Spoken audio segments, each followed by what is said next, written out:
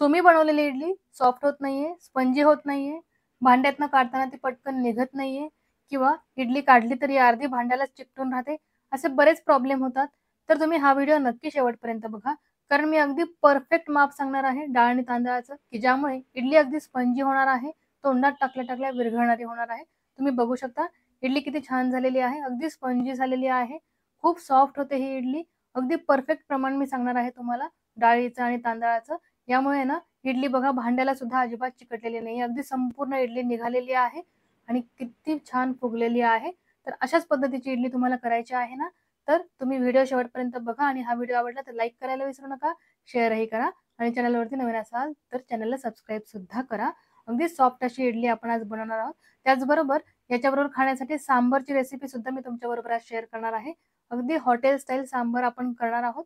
तुम्ही बघू शकता इडली तर छान झालेलीच आहे. त्याचबरोबर सांबारही आपलं किती मस्त झालेलं आहे.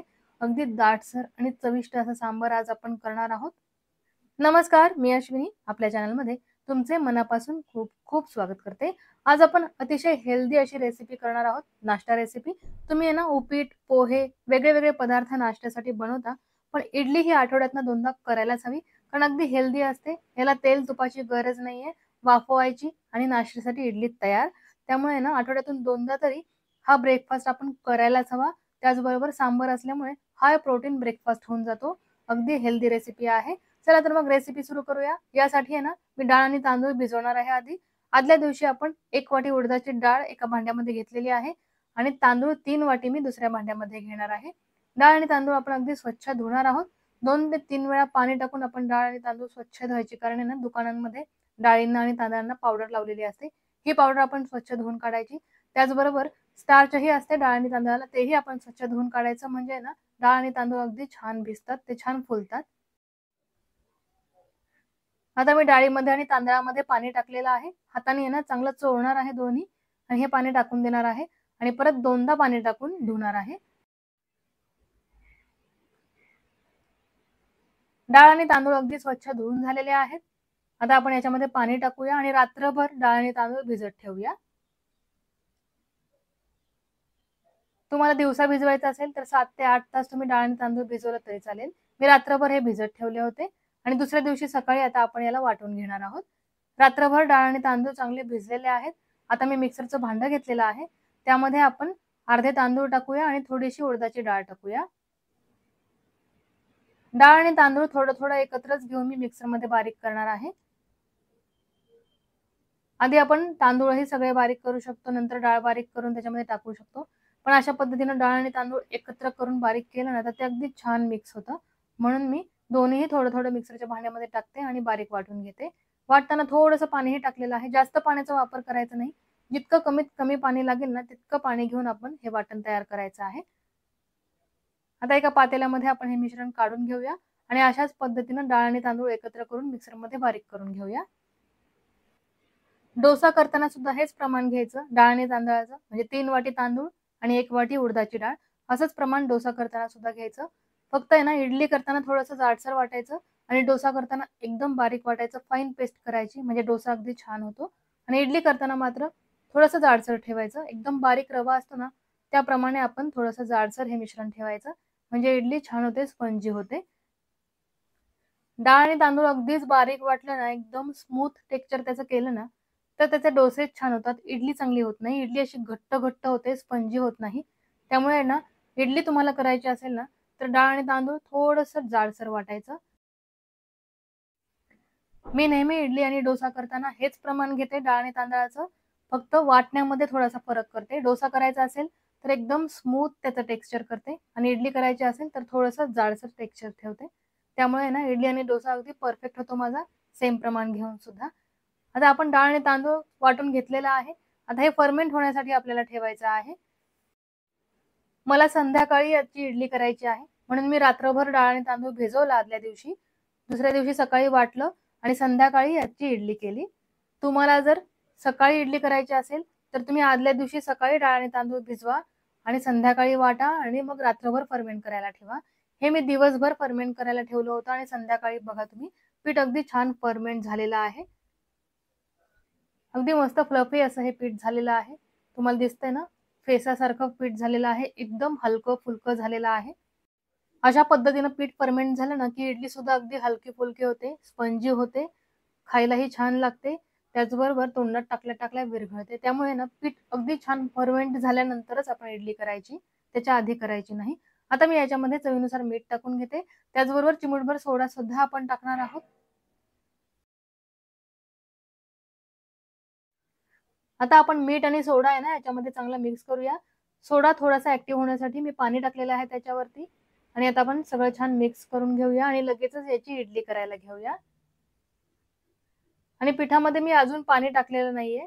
आपण आहे ना वाटताना जेवढं पाणी वापरलं होतं ना, तेच पुरेसं झालेलं आहे. तुम्हाला जर पीठ घट्ट वाटत असेल, तर तुम्ही त्याच्यामध्ये थोडंसं पाणी ॲड करा. वाटतानाच आपण जास्त पाणी टाकायचं नाहीये, म्हणजे ना पिठाची कन्सिस्टन्सी अगदी चांगली होते. तुम्ही वाटतानाच खूप पाणी टाकलं, तर ती एकदम पातळ पीठ होऊन जाईल. त्यामुळे आपण वाटताना थोडंसं पाणी टाकलं होतं, तरीसुद्धा बघा पीठ अगदी व्यवस्थित फर्मेंट झाल्यानंतर आपल्याला जसं पाहिजे तसं झालेलं आहे. आता मी त्याची इडली करायला घेते आहे. इडलीचं भांडं मी घेतलेलं आहे. भांड्यामध्ये पाणी टाकलेलं आहे. त्याचबरोबर इडली पात्राला तेल लावलेलं आहे आणि त्याच्यामध्ये आता इडलीचं बॅटर मी टाकून घेते आहे. नेहमी खाली तेल लावायचं म्हणजे इडली अगदी सहज निघते. त्याचबरोबर आहे ना, इडली तुम्ही बिना तेलाची सुद्धा करू शकता. म्हणजे तुम्हाला जर अजिबातच तेल नको असेल ना, तर तुम्ही या भांड्यावरती कापड टाकू शकता आणि त्या कापडावरती इडलीचं बॅटर टाकायचं. बरेच हॉटेलवाले असे करतात. इडलीच्या भांड्यावरती कापड टाकतात आणि कापडावरती इडलीचं बॅटर टाकतात. म्हणजे इडली सहजही निघते. त्याचबरोबर तेलही लावायची गरज पडत नाही. आणि सर्व नाश्त्याच्या पदार्थामध्ये आहे ना, इडली हा असा नाश्ता पदार्थ आहे, की याला तेल अजिबातच लागत नाही. म्हणजे आपण ठरवलं ना, की तेल अजिबात खायचं नाही, तर इडली हा बेस्ट ऑप्शन आहे नाश्त्यासाठी. तुम्ही बिना तेल लावता कपड्यावरती इडली टाकायची, म्हणजे बिना तेलाची इडली तयार होते. त्याचबरोबर याच्याबरोबर खाण्यासाठी खोबऱ्याची चटणी करायची. त्याला फोडणी द्यायची नाही तेलाची, काही नाही. फक्त खोबरं, हिरवी मिरची आणि कोथिंबीर याचं वाटण करायचं मिक्सरमध्ये आणि त्या चटणीबरोबर ही बिना तेलाची इडली खायची. मग बघा, बिना तेलाचा नाश्ता झाला ना, अगदी हेल्दी रेसिपी आहे. आठवड्यातून 2दा तरी आपण नाश्त्यासाठी इडली ही बनवायलाच हवी. इडलीच्या भांड्यांमध्ये इडलीचं बॅटर टाकून झाल्यानंतर आपण हे भांडं गॅसवरती ठेवून द्यायचं आहे आणि 20 मिनिटे ही इडली वाफवून घ्यायची आहे. 20 मिनिटे झालेली आहेत. गॅस मी बंद केलेला आहे आणि आता इडलीचं भांडं मी खाली काढून घेतलेलं आहे आणि ही इडली थोडीशी कोमट झाल्यानंतर आपल्याला काढायची आहे. गरम-गरम असतानाच इडली काढायची नाही. नाहीतर आहे ना, इडली व्यवस्थित निघत नाही. म्हणून थोडीशी कोमट होऊ द्यायची आणि नंतर आपण इडली काढायची. आणि तुम्ही बघू शकता इडली अगदी सहज निघते आहे आणि ती भांड्याला खाली अजिबात चिकटलेली नाहीये. बघा अशाच पद्धतीने इडली निघायला हवी आणि किती पांढरी शुभ्र, सॉफ्ट आणि स्पंजी इडली झालेली आहे बघताय ना? अगदी मऊ लुसलुशीत इडली तयार होते. अशा पद्धतीनं डाळ आणि तांदळाचं प्रमाण घ्या आणि ते तुम्ही व्यवस्थित फर्मेंट करा आणि बारीक करताना सुद्धा ही काळजी घ्यायची, की थोडंसं जाडसर पीठ ठेवायचं. मग बघा तुम्ही बनवलेली इडली सुद्धा अगदी छान होणार आहे. स्पंजी तर होणारच आहे. त्याचबरोबर अगदी तोंडात टाकल्या-टाकल्या विरघळणारी होणार आहे. तर अशा पद्धतीनं आपण सगळी इडली काढून घेऊया आणि सांबर कसं करायचं याची सुद्धा रेसिपी मी तुमच्याबरोबर आज शेअर करणार आहे. सांबर करण्यासाठी कुकर घेतलेला आहे. त्यामध्ये आपण लाल भोपळा टाकून घेऊया. लाल भोपळा साल काढून मी चिरून घेतलेला आहे. 1 वाटीभर तो टाकला. एक मोठ्या साईजचा बटाटाही साल काढून चिरून घेतला, तोही ॲड केला. एक वांगही कट करून टाकूया.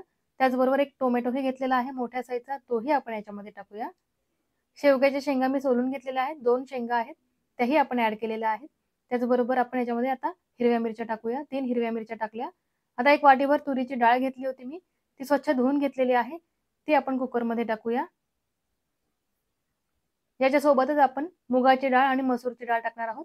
2 चमचे मुगाची डाळ आणि 2 चमचे मसूरची डाळ स्वच्छ धुवून घेतलेली आहे मी. ती आपण याच्यामध्ये ॲड करूया. आधी मी मुगाची डाळ टाकून घेते. यानंतर आपण मसूरची डाळ टाकूया. आणि 2 ते 3 पाकळ्या लसूणही आपण याच्यामध्ये टाकणार आहोत. हिरवी मिरची आणि लसूण टाकायचा सांबर करताना. त्याची अगदी छान टेस्ट येते सांबरला. मसूरची डाळही टाकलेली आहे मी. आता लसूण टाकूया आपण. डाळी स्वच्छ धुवून घेतलेल्या आहेत. त्याचबरोबर मी भाज्या सुद्धा आधी धुवून घेतलेल्या आहेत. त्यामुळे आता आपण 1.5 ग्लास कुकरमध्ये पाणी टाकूया आणि हा कुकर गॅसवरती ठेवूया आणि याच्या 3 शिट्ट्या करून घेऊया. गॅसची फ्लेम हाय करून कुकरच्या 3 शिट्ट्या करून घेतल्या ना, की डाळ अगदी परफेक्ट शिजेल. त्याचबरोबर भाज्या सुद्धा अगदी व्यवस्थित शिजतील. त्याचा जास्त गाळ होणार नाही. कुकर झाल्यानंतर मी गॅसवरती पातेलं ठेवलेलं आहे. त्यामध्ये एक पळीभर तेल टाकलं. तेल गरम झाल्यानंतर 1 चमचाभर आपण याच्यामध्ये मोहरी टाकूया. मोहरी छान तडतडल्यानंतर याच्यामध्ये तमालपत्र टाकायचं आहे. यानंतर मी थोडासा कढीपत्ता टाकणार आहे. त्याचबरोबर जिरे सुद्धा चमचाभर टाकणार आहे. आणि ही फोडणी छान तडतडली की आपण याच्यामध्ये टोमॅटो टाकायचा आहे.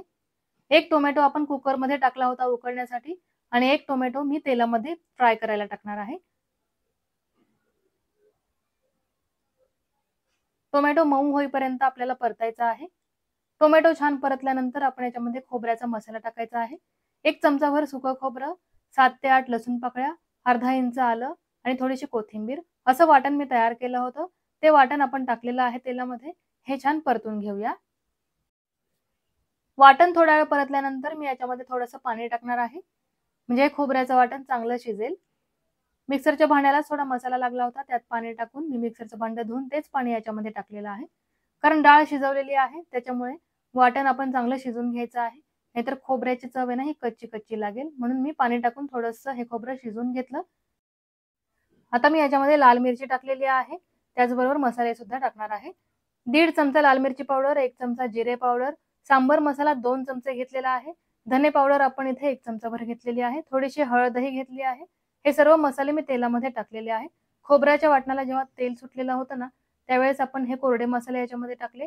आता हे मसालेही आपण चांगले परतून घेऊया. थोडा वेळ परतायचे की नंतर याच्यामध्ये सुद्धा आपण थोडंसं पाणी टाकायचं आहे. कारण कोरडे मसाले हे लगेचच जळतात.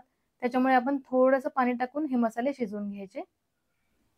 जास्त नाही, अगदी अर्धी वाटी पाणी आपण टाकायचं आहे याच्यामध्ये आणि हे मसाले शिजवून घ्यायचे आहेत. बघा मी अगदी थोडंसंच पाणी टाकलेलं आहे. आता हे पाणी आटेपर्यंत आणि या मसाल्याला तेल सुटेपर्यंत हा मसाला आपण चांगला शिजवून घेऊया आणि नंतर याच्यामध्ये शिजवलेली डाळ ॲड करूया.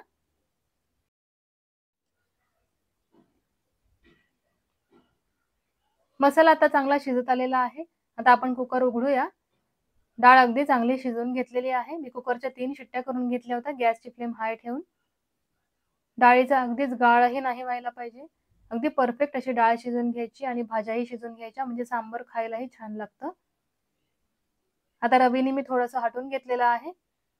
मसालाच छान शिजून झालेला आहे. तुम्ही बघू शकता तेल सुटतं आहे मसाल्याला आणि इतका सुंदर सुगंध येतो आहे ना मसाल्यांचा. मसाला चांगला शिजल्यानंतर आता ही डाळ आपण याच्यामध्ये ॲड करूया. आता लागेल तेवढं पाणी सुद्धा आपण टाकूया. सांबर खूप घट्टही करायचं नाही, ते थोडंसं पातळ करायचं. लागेल तेवढं पाणी मी टाकलेलं आहे सांबरमध्ये आणि तुम्ही बघू शकता. अशा पद्धतीनं आपल्याला थोडंसं पातळसर सांबर करायचं आहे, खूप घट्ट करायचं नाही. आता मी याच्यामध्ये चवीनुसार मीठ टाकून घेते. त्याचबरोबर कोथिंबीर सुद्धा टाकूया बारीक चिरलेली आणि याच्यामध्ये मी थोडीशी चिंच आणि गूळ सुद्धा टाकणार आहे. याने ना आंबट गोड सांबर होतं आणि खायला खूप चविष्ट लागतं. आता सांबरमध्ये गूळ आणि चिंच टाकायची राहिलेली आहे. त्याच्या आधी आपली इडली झालेली आहे. इडली मी 20 मिनिटे वाफवून घेतलेली आहे. आता हे भांडं आपण बाजूला काढून घेऊया आणि इडली थोडीशी कोमट होऊ देऊया आणि नंतर काढूया. इकडे सांबरमध्ये आता मी अर्धा चमचा चिंच टाकणार आहे आणि थोडासा गूळ टाकणार आहे. डाळ टाकल्यानंतर आपण 4 ते 5 मिनिटे सांबर उकळायचं की गॅस बंद करायचा. गरमागरम सांबर हे खाण्यासाठी तयार होऊन जातं. गूळ चिंच टाकल्यानंतर आपण 3 ते 4 मिनिटे हे सांबर उकळून घेतलेलं आहे. आता सांबर हे खाण्यासाठी तयार झालेलं आहे. आता मी गॅस बंद करणार आहे. इकडे आता इडली सुद्धा तयार आहे, कोमट झालेली आहे. ती सुद्धा आपण काढून घेणार आहोत. आता मी सर्व्ह करायला घेतलेलं आहे. ओल्या खोबऱ्याची चटणी केलेली आहे. त्याचबरोबर पोळी चटणी सुद्धा केलेली आहे. पोळी चटणीची रेसिपी मी शेअर केलेली आहे आपल्या चॅनलवरती. ओल्या खोबऱ्याच्या चटणीची रेसिपी मी नंतर शेअर करेल. व्हिडिओ खूप मोठा झाला असता म्हणून मी आज सांबरचीच रेसिपी फक्त शेअर केलेली आहे. आता इडली मी वाढून घेतलेली आहे ताटामध्ये. याच्यावरती आपण मस्त चविष्ट गरमागरम सांबर टाकूया आणि तुम्ही बघू शकता सांबर अगदी छान झालेलं आहे. अगदी एकसंध झालेली आहे डाळ. एकीकडे पाणी, एकीकडे डाळ, एकीकडे भाज्या असं सांबर झालेलं नाहीये. अगदी हॉटेल स्टाईल सांबर झालेलं आहे. तुम्ही बघू शकता. आणि इडली तर काय आपली भारीच झालेली आहे. तर तुम्ही सुद्धा या पद्धतीने इडली सांबर नक्की बनवा आणि कशी वाटली ही रेसिपी हे मला नक्की कमेंट करून सांगा. रेसिपी आवडली असेल तर या व्हिडिओला लाईक करायला विसरू नका. शेअरही करा. जास्तीत जास्त मित्रमंडळींना शेअर करा म्हणजे त्यांना सुद्धा इडली सांबारची अगदी परफेक्ट रेसिपी मिळेल. तर नक्की व्हिडिओला लाईक करा, शेअर करा आणि चॅनलवरती नवीन असाल तर चॅनलला सबस्क्राईब करायला बिलकुलच विसरू नका. अशीच मस्त रेसिपी घेऊन मी पुन्हा येईन. धन्यवाद.